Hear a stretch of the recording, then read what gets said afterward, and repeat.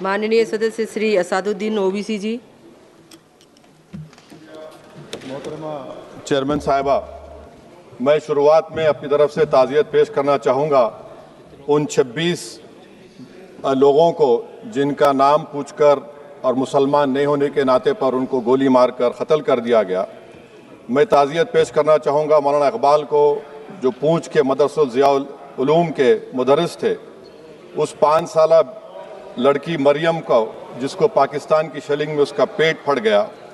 मैं ताज़ियत पेश करना चाहूँगा मैडम ज़ैन अली और उर्वा फातिमा, इन दो जुड़वा भाई बहनों को जिनकी उम्र 14 साल थी, लांस नायक दिनेश कुमार को, बीएसएफ के सब इंस्पेक्टर मोहम्मद इम्तियाज़ को। मैं शुक्रिया अदा करना चाहूँगा कश्मीर की आवाम का कि उन्होंने पहलगाम के वाक़े के बाद मस्जिदों से ऐलान किया मजम्मत का, बग़ैर किसी के बोलने पर रोड पर निकलकर उन्होंने पाकिस्तान से आए हुए दहशतगर्दों की मजम्मत की।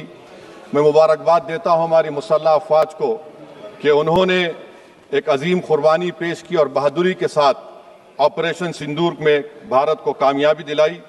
मैं मुसल्लह अफ़वाज ने पहले 9 दहशतगर्द ठिकानों पर उनको निशाना बनाया और सबसे मेरी नज़र में जो दहशतगर्दी के दिल पर हमला हुआ वो भावलपुर का था और 6 एयरफील्ड, 3 हैंगर और 2 रनवेज को हमने तबाह किया। बाद में ऑपरेशन सिंदूर की कामयाबी की एक अहम वजह यह थी मैडम कि मुल्क में इत्तेहाद और इत्तेफाक पैदा हो गया था, एक यूफोरिया पैदा हो गया था, मगर अफसोस कि हुकूमत ने उसका फ़ायदा नहीं उठाया। मैं आज भी कह रहा हूँ, जिम्मेदारी के साथ कह रहा हूँ कि पाकिस्तानी फ़ौज, पाकिस्तान की ISI, पाकिस्तान का डीप स्टेट, उनका हयाती मकसद ये है कि हमेशा भारत को कमज़ोर किया जाए और अगर हमको इन ताकतों को कमज़ोर करना है तो देश में इत्तेहाद और इत्तेफाक को बरकरार रखना पड़ेगा। अगर हम बुलडोज़र के ज़रिए या फिर लिसानी जबर के ज़रिए या मजहबी फ़िरक़ा परस्ती के ज़रिए अक़लियतों को निशाना बनाएंगे तो हम खुदा ना खास्ता उन पड़ोसी मुल्क के दहशतगर्द तंजीमों को कहीं कामयाब ना हो जाए। मैडम, मैं आपके सामने ये भी कहना चाहूँगा कि इत्तेहाद और इत्तेफाक इस मुल्क में जब मजबूत होगा तो हमको बैनुल-अक़वामी सतह पर दिखाने की ज़रूरत नहीं पड़ेगी। मैं आपकी तरफ से हुकूमत से चंद सवालात करना चाहूँगा कि वज़ीर आज़म ने कहा कि खून और पानी एक साथ नहीं बह सकते, आतंकवाद और बातचीत एक साथ नहीं हो सकती। तो मेरा सवाल आपके ज़रिए से वज़ीर आज़म और हुकूमत से ये है, फिर जिन इंसानों को बैसारा की वादी में मारा गया था, क्या आपका ज़मीर इस बात की इजाज़त देता है कि आप ट्रेड बंद कर दिए, पाकिस्तान का एयरक्राफ्ट हमारे एयर स्पेस में नहीं आ सकता, उनकी कश्ती हमारे पानी में नहीं आ सकती, ट्रेड खत्म हो चुका है डायरेक्ट इनडायरेक्टेड, आपका ज़मीर जिंदा क्यों नहीं है? किस सूरत से आप पाकिस्तान से क्रिकेट मैच खेलेंगे जब हम पानी नहीं दे रहे हैं? 80% पानी पाकिस्तान का हम रोक रहे हैं, ये कहकर के पानी और खून नहीं बहेगा, आप क्रिकेट मैच खेलेंगे? मैडम, मेरा ज़मीर तो गवारा नहीं करता कि मैं उस मैच को देखूंगा। क्या इस हुकूमत में इतनी हिम्मत है कि उन 25 मरने वालों को फोन करके कहे कि देखो हमने ऑपरेशन सिंदूर में बदला ले लिया, अब तुम पाकिस्तान का मैच देखो? बड़ी अफसोस की बात है मैडम, अकाउंटेबिलिटी किस पर है? पहलगाम किसने किया? 7.5 लाख हमारी फौज और सेंट्रल पैरामिलिट्री फोर्स है, ये कहां से 4 चूहे घुसकर हमारे भारत के नागरिक को मारे? अकाउंटेबिलिटी किस पर फिक्स होगी? LG पर फिक्स होगी तो LG को बरतरफ करिए, IB पर आती है तो एक्शन लीजिए, पुलिस पर आती है तो एक्शन लीजिए, मगर आप ये समझ रहे हैं कि ऑपरेशन कर दिया और हम खामोश लोग भूल जाएंगे। अकाउंटेबिलिटी फिक्स करना पड़ेगा। मैडम, डिटरेंस आपकी क्या है? आपने सर्जिकल स्ट्राइक किया, आपने बालाकोट किया, फिर ये पहलगाम हुआ, तो आपकी डिटरेंस की पॉलिसी नाकाम साबित हुई, कश्मीर की पॉलिसी नाकाम साबित हुई, 370 हटा दिया आपने एक रियासत को UT बना दिया और उसके बावजूद भी दहशतगर्द वहां पर पहुंच गए। तो और अफसोस मुझे इस बात का होता है मैडम कि पाकिस्तान को हम जानते हैं, पाकिस्तान और इजराइल इस पूरी दुनिया में एक फेल्ड स्टेट है और पाकिस्तान के आर्मी चीफ को, जिससे हमारे स्ट्रेटेजिक रिलेशनशिप है, जिसको अपना दोस्त कहते हैं, उस देश का प्रेसिडेंट उस शख्स को बुलाकर खाना खिलाता है अपने साथ जिसके भाषण से हमारे लोग मारे गए थे। तो क्या आपकी खारजा पॉलिसी कामयाब हुई? आप देख लीजिए।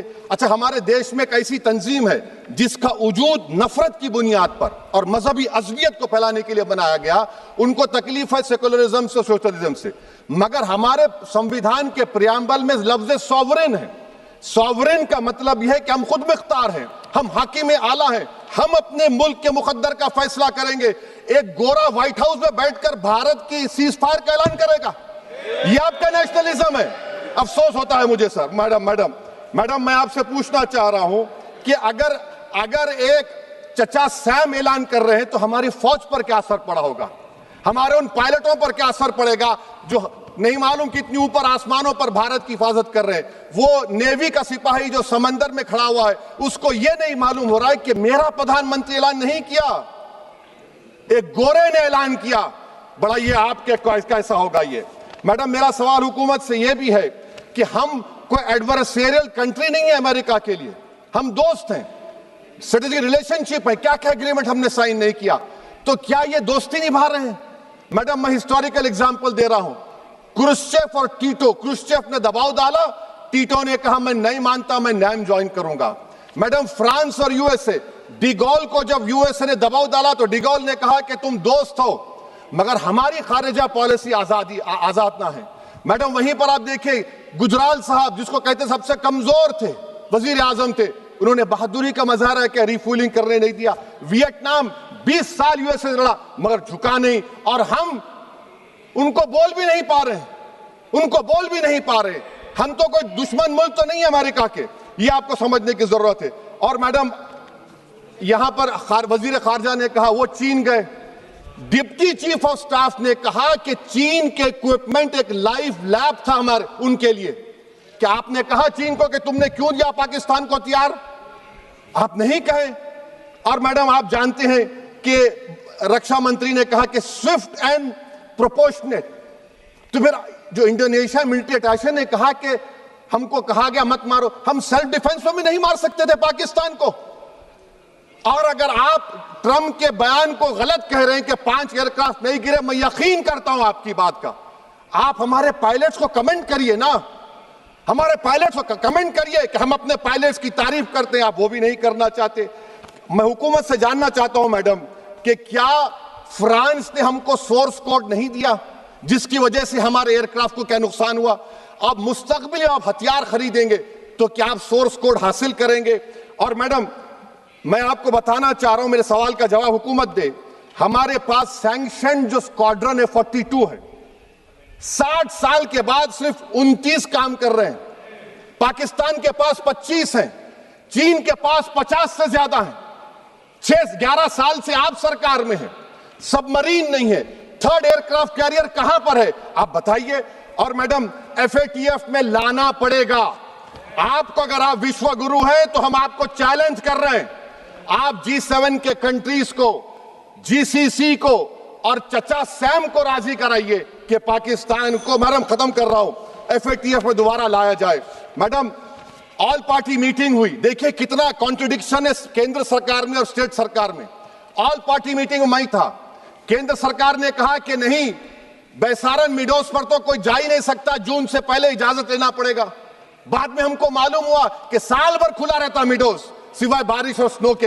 ये कॉन्ट्रडिक्शन है केंद्र सरकार में। वहां पे मैं हुकूमत से मुतालबा करता हूं मैडम आपके जरिए से कि कौमी सिक्योरिटी को, नेशनल सिक्योरिटी को, खारिजा पॉलिसी को, फॉरेन पॉलिसी को राजनीति का मुद्दा मत बनाइए, राजनीति का मुद्दा मत बनाइए। ये हमारे मुल्क में मुफाद होगा, हमारे मुल्क के इत्तेहाद और एकजुटती को आप एक वोट का जरिया मत बनाइए। और मैं एक आखिरी बात पूछ रहा हूं मैडम, क्या चीन ने हमसे कहा था कि सीज फायर कर लो? और कैसे पाकिस्तान ने हमारे पायलट्स की बातों को सुना कि हमारा कम्युनिकेशन एनक्रिप्ट नहीं है? मैडम आखिर में मैं अपने शेर से इस अपनी बात को खत्म करूंगा कि अपने ही हाथों से सर अपना कटाना है हमें, मादर हिंद पे भेंट चढ़ाना है हमें। किस तरह मरते हैं एहरार वतन भारत पर, यह तमाशा है जो दुनिया को दिखाना है हमें। ये मैं भारत की उस बहादुर फौज के नाम पे करता हूं, मुसल्ह फौज के नाम पे करता हूं। ये शेर कहने वाला कोई बीजेपी का नहीं था, ये शेर कहने वाले का नाम शेर था, शहीद अशफाकुल्लाह। मैं फिर से हुकूमत से कह रहा हूं, पाकिस्तान टेररिज्म करेगा, आप तैयार हो जाइए। आप चीन से मोहब्बत, कितना इम्बैलेंस हुआ ट्रेड का, कितना इम्बैलेंस हो रहा है चीन से। अच्छा, जब गलवान हुआ उस वक्त भी ट्रंप ने कहा था कि मैं बात करूंगा, हमने कहा नहीं बात करेंगे, जरूरत नहीं है। आज ट्रंप हमारे से पहले बोलता है। इज्जत नफ्स भी कोई चीज होती है, इख्तिदार में कोई यहां रहेगा कोई वहां रहेगा, मगर इख्तिदार में इकबाल होना चाहिए। बदबख्ती की बात यह है कि आपने इकबाल को खो दिया। बहुत बहुत शुक्रिया।